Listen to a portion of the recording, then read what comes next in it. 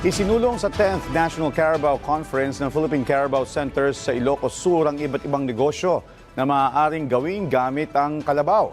Ang detalye sa balitang pambansa ni Aile Taluban Villanueva ng PIA Ilocos Sur.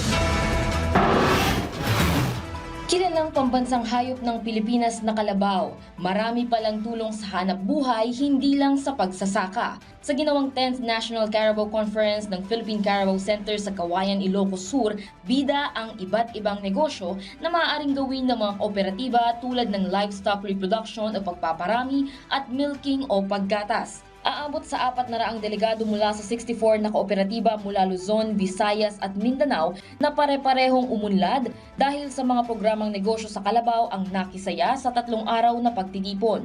Dagdagan po yung kaalaman namin, dalhin namin doon sa mga farmers pag-uwi namin.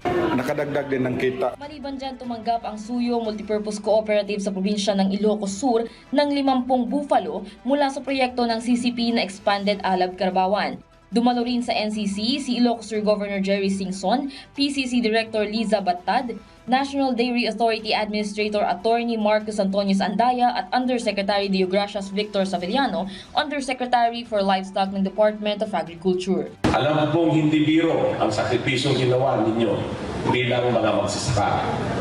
Kayo ang isa sa mga pundasyon ng ating lokal na produksyon galing sa Department of Agriculture. Pusong pasasalamat sa inyo. Para sa Balitang Pambansa, Aila Taluban Villanueva mula sa PIA Ilocos Sur.